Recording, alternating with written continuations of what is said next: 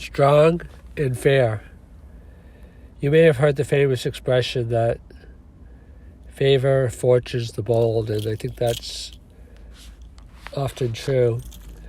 I like to add the corollary to that, but fortune favors the bold, but fortune disfavors the reckless. A lot of people get those mixed up. They think they're being bold when they're really being reckless. I mean, you can think of a lot of different examples of that in the news and other places, just in your life, I'm sure. So, as you read the title of this, you may be wondering why I labeled it strong but fair rather than tough but fair, because tough but fair is the kind of popular saying that goes along with these ideas. And I think, the listener is very sophisticated. I'm going to let you kind of come to your own conclusion. I think obviously if you're listening to this, you're more than insightful enough to be able to probably figure out why I label it strong but fair instead of tough but fair. So if fortune favors the bold but doesn't favor the reckless, what do I want to say about that? So one is that it's good to be bold. Being bold to me is far from being outrageous. Being bold really just means almost being one's highest self, and it has a high degree of self-awareness, because you can't be bold if you're not authentic, and you can't be authentic if you're not self-aware. If you're not self-aware, but you try to be bold, and it's really just like overconfidence instead of confidence, because it's based upon something that's not real and something that's not really authentic, and something that is not true to you, and something that is not well known to you, because if it's not real, obviously you can't know it well. So being bold is important, but not being reckless. So let me just get into that a little bit and relate it to strong but fair.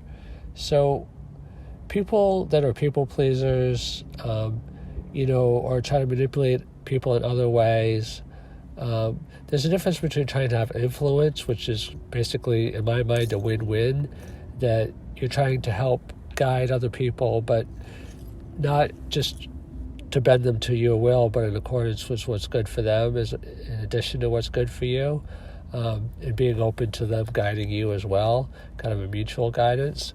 That's a lot different than manipulation. But people that just try to manipulate people, I think that's a sign of weakness. And people can manipulate overtly, through trying to control other people in different ways, or they could do it covertly through passive-aggressive. I mean, there's so much.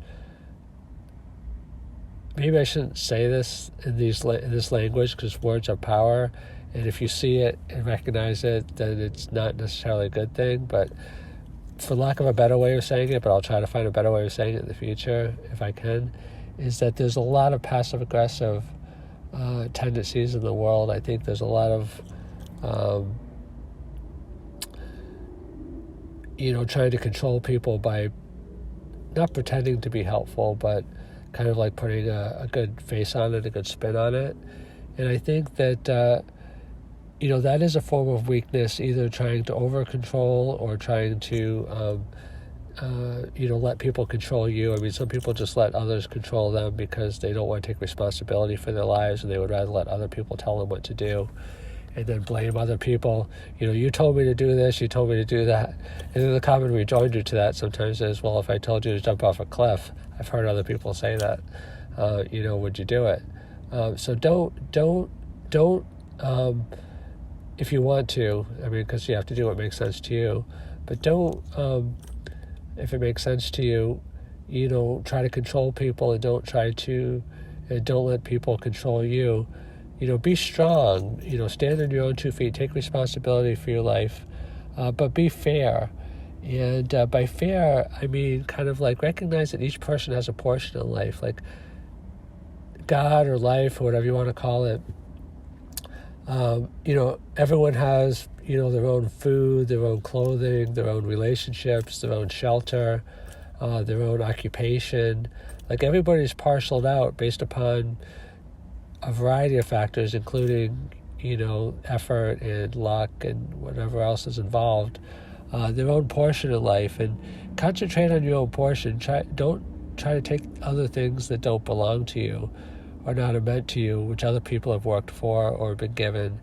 A lot of things that you see in the news or just in life and relationships is people get co-entangled, or they try to take things that don't really belong to them. And this is kind of an amorphous concept. Maybe it makes sense to you, or maybe it doesn't. But some people call it like staying in your lane.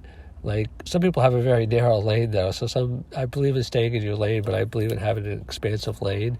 That doesn't mean like going into other people's lane or assimilating other people into their lane, but it means being multifaceted, not being simplistic, being a complex person, which doesn't mean complicated, but it means that you have different dimensions to you. You could be, outgoing, or you could be extrovert or introvert.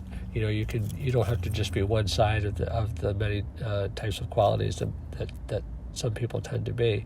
So be strong, stand on your own 2 feet, take responsibility for your life. Be bold at times, because fortune does favor the bold, but don't be reckless, and be fair. Hold on to what's yours and don't let people take it from you. I mean, that's another shortcoming. Some people just, say la vie, or brochure, or if it's meant to be, it'll be. I mean, sometimes you have to fight for things. Sometimes people are unfair with you, and if you don't fight, you'll wind up with nothing. So fight for what's rightfully yours, but don't fight to take things that don't belong to you. So be strong, but be fair.